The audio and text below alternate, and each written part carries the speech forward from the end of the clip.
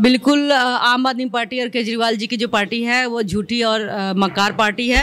Horticulture department जो वहाँ पे कर्मचारी पहले थे उसमें से 1/3 कर दिए गए। अब जो एरिया एक बंदा काम करता था उसको उसी बंदे को 3 जगह पे काम करना हो तो कैसे करेगा, खानापूर्ति करेगा। नमस्कार साथियों, आपका स्वागत है पब्लिक भारत टीवी में। आज मैं मौजूद हूँ आदर्श नगर विधानसभा क्षेत्र में और यहाँ हम मिलेंगे और बात करेंगे। सुमन जी हैं, सुमन शर्मा जी पार्षद हैं, भारतीय जनता पार्टी से पार्षद हैं यहाँ पे आदर्श नगर में। और यहाँ पे 2020 में इन्होंने भारतीय जनता पार्टी ज्वाइन किया और 2022 में टिकट मिल गया। प्रेजेंट टाइम में पार्षद हैं और यहाँ पे जो चुनाव का माहौल है, हमारे पास ज़्यादा टाइम नहीं है, जो वोटिंग होना है 5 तारीख को। और यहाँ सुमन जी बताएंगी और कुछ सवाल जवाब करेंगे। जैसे सुमन जी यहाँ पे क्या बोलना चाहती हैं, जो चुनाव का दौर है 3 दिन की रणनीति बताइए, क्या कहना चाहती हैं? सबसे मेरी यही अपील रहेगी कि मैं सुमन शर्मा आजादपुर वार्ड निगम पार्षद आप सभी क्षेत्रवासियों से हाथ जोड़ के विनती करती हूँ कि आगामी 5 तारीख को कमल का बटन चुनाव चिन्ह को दबा के हमारे लोकप्रिय प्रत्याशी जो आदर्श नगर विधानसभा से श्री राजकुमार भाटिया जी भाई साहब हैं, उनको ज़्यादा से ज़्यादा मतों से विजयी बनाए। सबसे पहला मेरा ये अपील ये रहेगा। सुमन जी ये बताइए, जो आम आदमी पार्टी है यहाँ पे काम नहीं की है, जैसे कि बहुत सारी समस्याएं से लोग जूझ रहे हैं और दावा करती है कि अब की दिल्ली में सरकार बनाऊंगा, तो इस पे आप क्या कहना चाहते हैं? बिल्कुल आम आदमी पार्टी और केजरीवाल जी की जो पार्टी है वो झूठी और मक्कार पार्टी है। हमेशा चुनावी वादे तो करते हैं लेकिन कभी उसको पूरा नहीं किया है। पिछले 10, 11, 12 साल का आप रिकॉर्ड उठा के देखिए, हर चुनाव में उनके पास एक मैनिफेस्टो की एक अच्छी खासी लंबी फहरिस्त होती है, लेकिन यमुना की सफाई, दिल्ली को कभी लंदन तो कभी पेरिस जैसे बनाने की उनकी चुनावी दावे और खोखले वादे। और तो और उन्होंने एमसीडी के वक्त बोला था कि एमसीडी के वक्त बनते ही 3 महीने के अंदर, ये आपने देखा होगा जब इतना बड़ा कूड़े का पहाड़ है हमारे जस्ट पीछे, इसको हटाने के उन्होंने बहुत बड़ी वो मतलब दावा किया था। लेकिन आज 2 साल हो गया, लेकिन एक जिसमें से 1 पौने भी केजी बोला जाए हटा नहीं है, बल्कि उसको पहाड़ को और बढ़ा दिया है और जगह जगह हर वार्ड में कूड़े का पहाड़ बन गया है। यह है केजरीवाल जी की राजनीति। सुमन जी ये बताइए, आप यहाँ की भारतीय जनता पार्टी की पार्षद हैं जी, और पहले इसके पहले अभी हाल फिलहाल में पवन शर्मा जी यहाँ के विधायक थे, तो क्या चैलेंजेस आती थी जो आप काम नहीं कर पा रही थी? अगर आपके पास यहाँ पे जैसे भारतीय जनता पार्टी से पार्षद हैं और भारतीय जनता पार्टी से विधायक बनते हैं, तो क्या चैलेंजेस फेस नहीं करना पड़ेगा? कहाँ पे आप अच्छे से काम? बिल्कुल आपने सही बोला, क्योंकि 2 साल कार्यकाल के दौरान मुझे बहुत कठिनाइयों का सामना करना पड़ा। जैसे एमसीडी के निगम पार्षद होने के नाते जो मुझे फंड 1 करोड़ 2 करोड़ मिलना चाहिए था, जैसे आम आदमी पार्टी के पार्षदों को मिला, वो हमें नहीं मिला। और वो नहीं मिला तो हम अपने एरिया में, अपने क्षेत्र में कोई भी विकास कार्य हम नहीं कर पाए पार्षद होने के नाते। लेकिन साथ ही साथ मैं अगर बात करूं कि सबसे ज़्यादा जो हमें चैलेंज फेस करने को मिला, हॉर्टिकल्चर डिपार्टमेंट जो वहाँ पे कर्मचारी पहले थे उसमें से 1/3 कर दिए गए। अब जो एरिया एक बंदा काम करता था उसको उसी बंदे को 3 जगह पे काम करना हो तो कैसे करेगा, खानापूर्ति करेगा। तो इन्होंने सारे कॉन्ट्रैक्ट हटा दिए थे, लोगों को सैलरी नहीं दी गई, जिसके कारण हमें बहुत सारी कठिनाइयों का सामना करना पड़ रहा है अभी भी, जो पहले नहीं होती थी। सुमन जी कहने का मतलब आपका ये है तात्पर्य कि हमें फंड अच्छे से अवेलेबल नहीं हुआ। बिल्कुल नहीं। और आम आदमी पार्टी के जो पार्षद थे उनको फंड अच्छे से अवेलेबल हुआ, आपको फंड ना अवेलेबल होने के कारण इसलिए आप विकास अच्छे से नहीं कर पाई।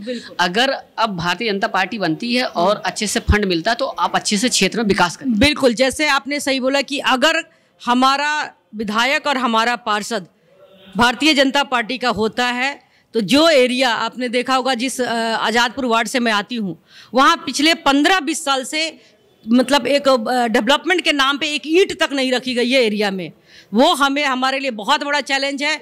जो डूसिब एक दिल्ली सरकार के अंदर आती है और पिछले 15 साल पहले कांग्रेस रही, फिर बाद में 10-11 साल से हमारी ये आम आदमी पार्टी की सरकार है केजरीवाल जी की। इन दोनों ने मिलकर उन एरियाओं को ऐसे हाल कर दिया है कि आप वहाँ पे खड़े नहीं हो सकते।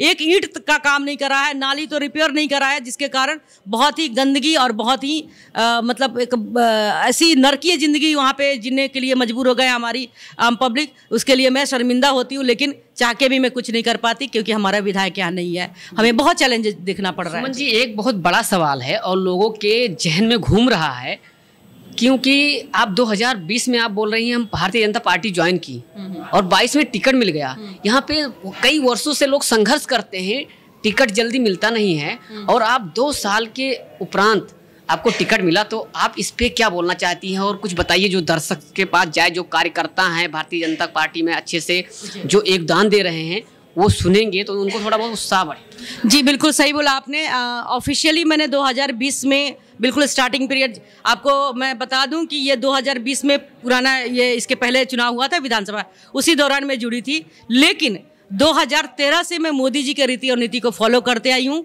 और एक जो सपोर्टर के तौर पे मैं तब से ही जुड़ी हूँ। लेकिन क्योंकि मुझे एक दायित्व का बोध हुआ कि मुझे अपने जो जॉब है या जो भी मेरी अपनी पर्सनल लाइफ इसको छोड़ के मैं भाजपा के लिए डेडिकेटेड होने के लिए मैंने 2020 को चुना। और उसके पहले मैं एक MNC मल्टीनेशनल कंपनी में एज ए डेवलपमेंट मैनेजर में काम करती थी, जिसमें पूरा टाइम मुझे देना होता था, तो मैं टाइम नहीं दे पाती थी। उन सब कामों को छोड़ते हुए मैंने एक कर्मठ कार्यकर्ता के तौर पे 2020 में ज्वाइन किया। बिल्कुल सही बोला आपने। बिल्कुल अगर देखा जाए यहाँ पे भारतीय जनता पार्टी आती है, दिल्ली में अपना सरकार बनाती है, तो अगर सुमन जी देखा जाए तो आपके लिए बहुत बढ़िया है। आप यहाँ विकास का काम कर पाएंगी और लोगों के लिए बहुत अच्छा सोच पाएंगी और अच्छे से वर्क कर पाएंगी। जो लोग यहाँ उम्मीद करते हैं, एक विकास की राह देख रहे हैं, यहाँ पे लोग पानी का भी प्रॉब्लम झेल रहे हैं और यहाँ पे लोग जो हैं रोड भी सही नहीं है, यहाँ पे सफाई भी नहीं है। और जैसे देखा जाए तो यहाँ पे सुविधाएं हैं, लेटरिन वगैरह हो गए हैं, वो भी बहुत गंदा तरीके से है। MCD वगैरह अगर देखा जाए तो उसमें जो ये मतलब मोहल्ला क्लिनिक है, इसमें वहाँ पे भी डॉक्टर नहीं अवेलेबल रहते हैं।